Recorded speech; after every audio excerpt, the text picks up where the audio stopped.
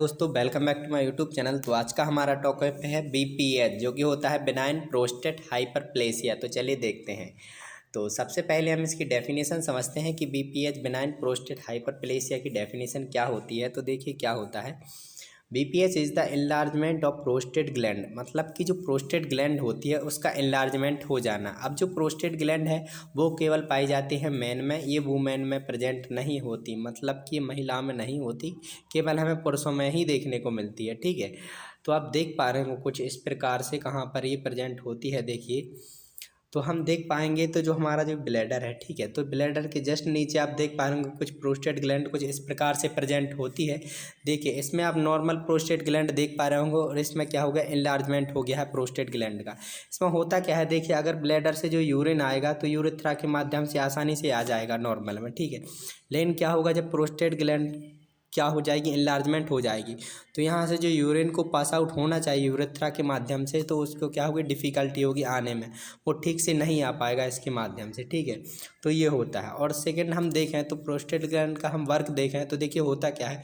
देखिए ये हमारे जो टेस्टीज हैं, टेस्टीज में क्या बनते हैं, स्पर्म बनते हैं। ठीक है, तो स्पर्म क्या होते हैं, यहाँ से कैरी होकर कहाँ आते हैं, प्रोस्टेट ग्लैंड में। क्या होता है, जब सेक्सुअल इंटरकोर्स होता है तो स्पर्म यहाँ से लेकर कहाँ आते हैं, यहाँ पर प्रोस्टेट ग्लैंड में। ठीक है, तो प्रोस्टेट ग्लैंड में होता क्या है कि एक लसलसा सा पदार्थ मिलाया जाता है स्पर्म के साथ, जिसके साथ क्या बन जाता है, फिर सीमेन बन जाता है, मतलब वाइटिश कलर का बन जाता है, कुछ वाइट कलर का। ठीक है, ठीक है, तो सेक्सुअल इंटरकोर्स करने के बाद करने के दौरान होता क्या है कि इस पेनिस के माध्यम से क्या होता है कि सीमेन बाहर आता है। तो कुछ इस प्रकार से होता है ये।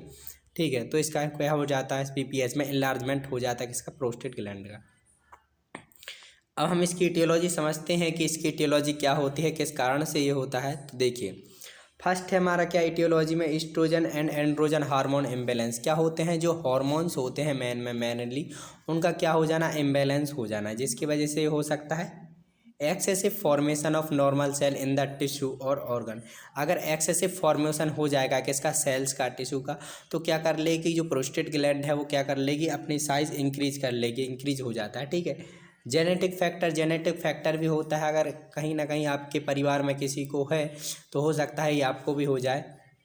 Stimulation of local growth hormones, मतलब कि जो हार्मोन्स होते हैं उनकी लोकली ग्रोथ होती है। ठीक है, तो जिस कंडीशन में भी हो सकता है।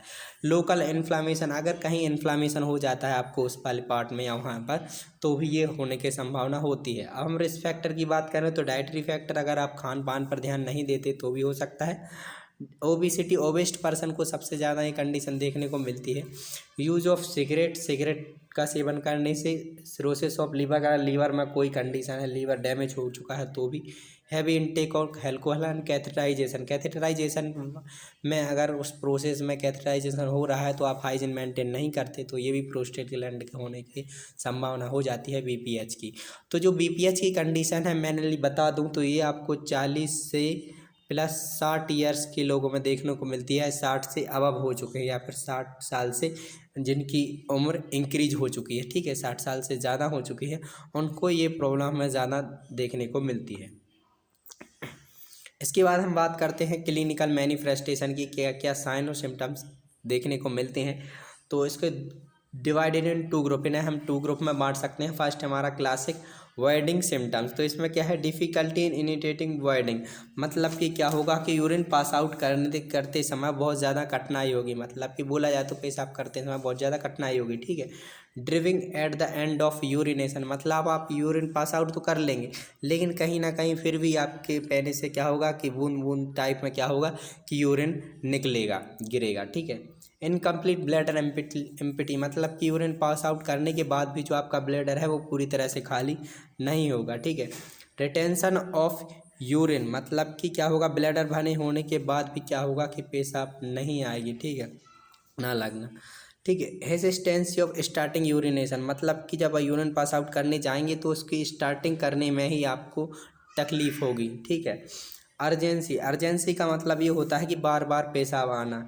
Increase in the frequency of urine, मतलब कि बहुत ज़्यादा मात्रा में पेशाब आना। ठीक है, तो कुछ ये साइन और सिम्टम्स हमें देखने को मिलते हैं।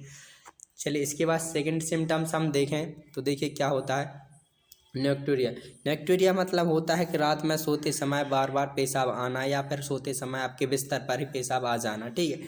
डिस्यूरिया का मतलब ये होता है कि पेशाब में जलन, पेशाब करते समय क्या होगी, जलन होगी, ठीक है। ब्लैडर पेन होगा। एपिगैस्ट्रिक डिस्कम्फर्ट मतलब कि जो एब्डोमेन होता है, पेट के जस्ट निचले वाले साइड में आपको पेन फील होगा, ठीक है। नोजिया एंड वॉमिटिंग देखने को मिलेगा। एब्डोमिनल स्टार्टिंग, ठीक है। रिकरेंट यूटीआई, तो कुछ सिम्टम्स होते हैं जो देखने को मिलते हैं। चलिए इसके बाद हम बात करते हैं डायग्नोस्टिक इवैल्यूएशन की बात की, क्या क्या डायग्नोस्टिक इवैल्यूएशन करने होते हैं। तो history collection, physical examination, urine analysis is the most, ठीक है। डिजिटल रेक्टम एग्जामिनेशन होता है। अल्ट्रासोनोग्राफी जिसमें मॉनिटर के माध्यम से देखा जाता है। ट्रांसरेक्टल अल्ट्रासाउंड, ठीक है, ट्रांसरेक्टल अल्ट्रासाउंड किया जाता है, वो करते हैं, ठीक है। ध्वनि तरंगों का प्रयोग किया जाता है जिसमें कि serum creatinine and BUN blood urea nitrogen test होता है, वो करेंगे। Erythrogram and prostate specific antigen, तो कुछ ये डायग्नोस्टिक इवैल्यूएशन होते हैं जिनकी मदद से हम ये डिसीज़ का मालूम पता कर सकते हैं। इसके बाद हम बात करते हैं कुछ डिफरेंट, तो डिफरेंट में क्या होगा, जैसे कि यूरेथ्रल स्ट्रक्चर, प्रोस्टेट कैंसर देखेंगे, यूरेथ्रल का स्ट्रक्चर देखेंगे, प्रोस्टेट कैंसर देखेंगे कि कैंसर तो नहीं है। Neurogenic bladder, urinary bladder stone देखेंगे कि ब्लैडर में क्या है, कोई स्टोन तो नहीं है, पथरी तो नहीं है, ठीक है। इसके बाद हम बात करते हैं मैनेजमेंट की कि क्या क्या मैनेजमेंट होते हैं। तो फर्स्ट होता है गोल, गोल में हम देखें तो to restore bladder drainage, to relieve the patient symptom, जो भी पेशेंट को सिम्टम्स शो हो रहे हैं बीपीएच की कंडीशन में, उन्हें क्या करना है, रिलीफ दिलाना पेशेंट सिम्टम से। Prevent and treat the complication, जो भी कॉम्प्लिकेशन उन्हें ट्रीट करना है, ठीक है। To decrease the size of prostate, जो प्रोस्टेट ग्लैंड की क्या हो गई, साइज हो गई है, उसे हमें क्या करना है, डिक्रीज करना है, ठीक है। इसके बाद मेडिकल मैनेजमेंट की हम बात करते हैं, ठीक है। तो मेडिकल मैनेजमेंट में क्या हमारा एंटीबायोटिक देंगे, ठीक है। अल्फा एडिनर्जिक ब्लॉकर देंगे जो कि होता है प्रोजोसिन टेट्राजोनजोसिन, ठीक है। अल्फा ब्लॉकर्स देंगे जिसमें these medicals relax the muscles of the prostate gland, prostate bladder neck, मतलब कि जो क्या होती हैं, जो प्रोस्टेट ग्लैंड की मसल्स होती हैं वो रिलैक्स हो सकें, तो इसलिए हम अल्फा ब्लॉकर्स दे सकते हैं। इसके बाद हम बात करते हैं सर्जिकल मैनेजमेंट की कि सर्जिकल मैनेजमेंट कैसे किया जाता है, चलिए देखते हैं। तो फर्स्ट है हमारा क्या, transurethral resection of the prostate. इसमें क्या होता है, एक इंसिजन होता है, देखिए आप देख पा रहे होंगे, इसमें क्या होता है, पेनिस के माध्यम से इसको इंजेक्ट किया जाता है, ठीक है। तो इसके माध्यम से ये सर्जरी की जाती है जिससे ताकि हो सके ठीक हो जाए। ट्रांसयूरेथ्रल माइक्रोवेव थर्मोथेरेपी, इसमें क्या होता है, माइक्रोवेव्स का यूज किया जाता है ताकि ये ठीक हो सके प्रोस्टेट ग्लैंड। थर्ड है हमारा कौन सा, ट्रांसयूरेथ्रल निडल एब्लेशन, तो इसमें क्या होता है, निडल के माध्यम से प्रोस्टेट ग्लैंड को ठीक करने का प्रयोग किया जाता है। तो thank you for watching my video. अगर वीडियो पसंद आए तो हमारे चैनल को लाइक एंड सब्सक्राइब जरूर करें।